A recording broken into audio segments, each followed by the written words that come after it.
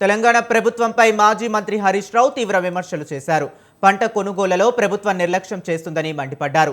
అందాల పోటీలపై ఉన్న శ్రద్ధ రైతులపై లేదని దుయ్యబట్టారు.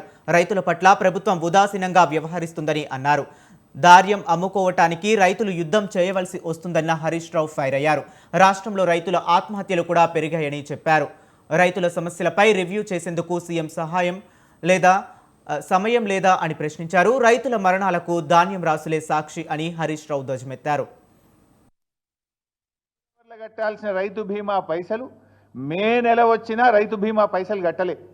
ఇలా మార్చ్ ఏప్రిల్ మేలో చనిపోయిన రైతులకు రైతు బీమా డబ్బులు రావడం లేదు.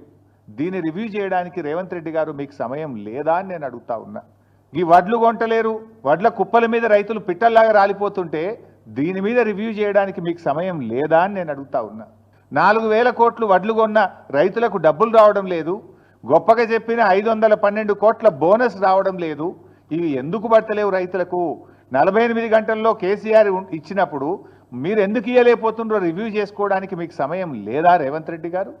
అందాల పోటీల మీద ఉన్న శ్రద్ధ రైతుల మీద మీకు ఎందుకు లేదు అని నేను సూటిగా ప్రశ్నిస్తా ఉన్నా. ఇలా అనేక చోట్ల నేనేమి రాజకీయంగా చెప్తున్నటువంటి విషయం అంతకంటే కాదు. ఇవాళ ఉదయం నుంచి ఇలా జూపల్లి గారి నియోజకవర్గం కొల్లాపూర్లో తడిసిన ధాన్యాన్ని కొనాలని రైతులు రోడ్డెక్కినారు. వాళ్ళని పట్టించుకునే నాతులు లేదు.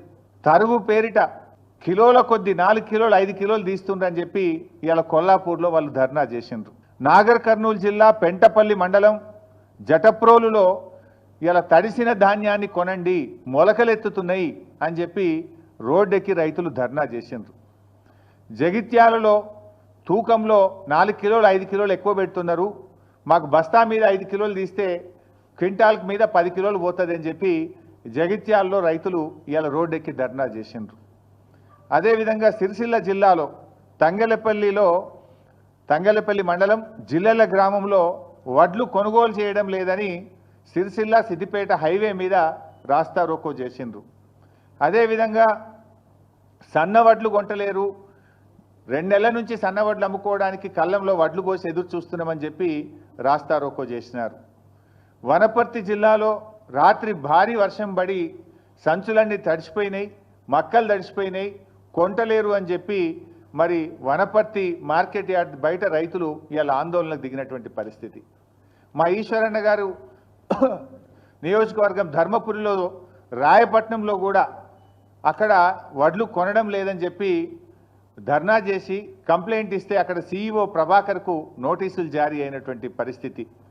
అదేవిధంగా ఖానాపూర్, ఆదిలాబాద్ జిల్లా ఖానాపూర్ మండలం ఏర్వచింతల గ్రామంలో 4 కిలోలు 5 కిలోలు ఎక్కువ జోపుతున్నారు, రైతులకు తరుగు పేరు మీద తాలు పేరు మీద తీస్తున్నారని చెప్పి పిఏసిఎస్ నిర్వాహకులను రూమ్లో వేసి తాళాలు వేసింది. ఇవాళ అంటే రాష్ట్రంలో ఈ జిల్లా ఆ జిల్లా కాదు, రాష్ట్రం అంతా కూడా ఈ సమస్య ఉంటే ప్రభుత్వం ఎందుకు మొద్దు నిద్రపోతా ఉంది? ఏదో అంటే చూడు, రోమ్ తగలబెడుతుంటే ఫీడేలు వాయించుకున్న నీరో చక్రవర్తి లాగా రైతులు చనిపోతుంటే, రైతులు ఆత్మహత్య చేసుకుంటే, రైతులు రోజుల తరబడి పడిగాపులు కాస్తుంటే, రైతులు ఎండకు ఎండి వానకు తడిచిపోతుంటే మన ముఖ్యమంత్రి రేవంత్ రెడ్డి గారు ఏదో జూబ్లీ హిల్స్ ప్యాలెస్ చక్రవర్తి గారు మాత్రం అందాల పోటీల రివ్యూలు ఢిల్లీ ట్రిప్పుల్లో బిజీగా ఉన్నారు. ఇదా రైతుల పట్ల మీకు ప్రేమ? మీకు ఓట్లేసి మిమ్మల్ని అధికారంలోకి తెచ్చి మిమ్మల్ని నమ్మి నువ్వు ఒకటేనాడు 2 లక్షల పైన రుణమాఫీ చేస్తా అని, 15,000 రైతు బంధు ఇస్తా అని, అన్ని పంటలకు బోనస్ ఇస్తా అని, పంటల బీమా తెస్తా అని ఒక్కటన్నా వరంగల్ డిక్లరేషన్లోని ఒక్కటన్నా నువ్వు అమలు చేసినవా రేవంత్ రెడ్డి అని నేను అడుగుతా ఉన్నా. రాహుల్ గాంధీ ఆయనే వచ్చి ఆ డిక్లరేషన్ను వరంగల్లో విడుదల చేసిండు. ఆయన అడగడు, ఈయన అమలు చేయడు. రాహుల్ గాంధీ కూడా బాధ్యత ఉంటుంది కదా, అడగాల్సిన బాధ్యత నీ చేతిలో. రాహుల్ గాంధీ క్రెడిబిలిటీ ఏముంటుంది? రేపు రాహుల్ గాంధీ రేపు వచ్చి ఉపన్యాసం చెప్తాడు, వింటాడా? ఏమని నమ్మాలి? ఏమని చెప్తావు? వరంగల్ ఇచ్చిన హామీ ఒక్కటి అమలు చేయలే అని రాహుల్ గాంధీ ముందుకు క్షమాపణ చెప్పాలి. 1 ఏడాది అయింది, ఇంకెంతకాలం మోసం చేస్తారు? ఇచ్చిన హామీలు అమలు చేయమంటే రేవంత్ రెడ్డి గారు నన్ను ఢిల్లీకి పోతే చెప్పులు ఎత్తుకుపోయడం లెక్క చూస్తుర్రు, నాకు అప్పు పుడతలేదు అని రేవంత్ రెడ్డి గారు మాట్లాడతారు. ఇలా పరిస్థితి ఏంటంటే ఆఖరికి పాకిస్తాన్ను నమ్మి అప్పిస్తున్నారు తప్ప రేవంత్ రెడ్డిని నమ్మి ఎవడు అప్పిస్తలేడు. నిన్న కూడా ఏదో పేపర్లు చూస్తే పాకిస్తాన్కి అప్పించినట్టు కనబడ్డది. అంటే నీ పరిస్థితి అట్లా తయారైపోయింది. ఏంది అసలు నువ్వు నీకు పాలన చేతగాక నీ ప్రజెంటేషన్ సరిగా లేక నువ్వు ప్రతిపక్షం మీద బురద జల్లబోయి నువ్వు తీసుకున్న గోతులో నువ్వే పడ్డావు. ఇప్పుడు ప్రభుత్వాన్ని నడపడం అంటే ప్రతిపక్షాల మీద దుమ్మెత్తి పోసినంత సులువు కాదు రేవంత్ రెడ్డి గారు. ఇప్పటికైనా పాలన మీద దృష్టి పెట్టు, రైతుల కష్టాలు తీర్చాలని చెప్పి నేను రేవంత్ రెడ్డి గారిని కోరుతా ఉన్నా. తక్షణమే ముఖ్యమంత్రి గారు రివ్యూ చేసి ధాన్యం కొనుగోళ్లను వేగవంతం చేయండి. నిన్న వర్షం పడ్డది, ఇవాళ రేపు కూడా వర్షాలు ఉన్నాయని వాతావరణ శాఖ చెప్తా ఉన్నారు.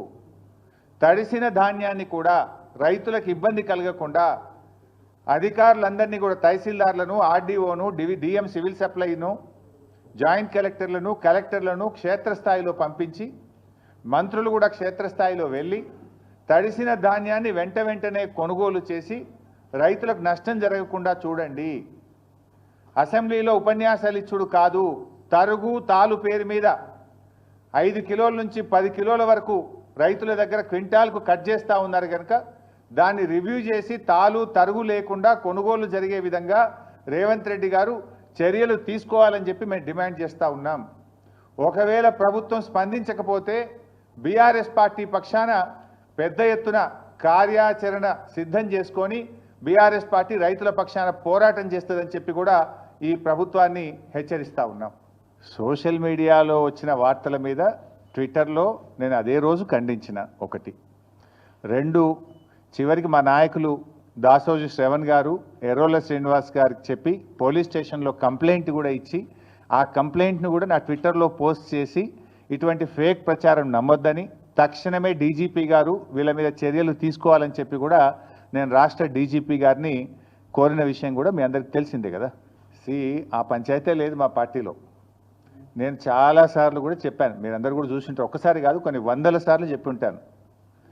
ఇవాళ కేసీఆర్ గారు మా పార్టీ అధ్యక్షుడు, ఆయన యొక్క ఆదేశాలను తూచా తప్పకుండా పాటించే ఒక క్రమశిక్షణ కలిగిన కార్యకర్త హరీష్ రావు అని చెప్పిన. ఇది బహుశా 100ల సభల్లో చెప్పిన, టీవీ డిస్కషన్స్లో చెప్పిన, ప్రెస్ మీట్లలో చెప్పిన, చిట్చాట్లో చెప్పిన, అనేక సందర్భాల్లో కూడా చెప్పిన. సో మీరు అన్నట్టు కేటీఆర్ గారికి నాయకత్వం అప్పచెప్తే స్వాగతిస్తాను. డెఫినెట్గా ఐ కోఆపరేట్. ఒక కార్యకర్తగా హరీష్ రావు పార్టీ నిర్ణయాన్ని, కేసీఆర్ నిర్ణయాన్ని ఎప్పుడైనా శిరసా వహిస్తాడు తప్ప గీత దాటే వ్యక్తి కాదు.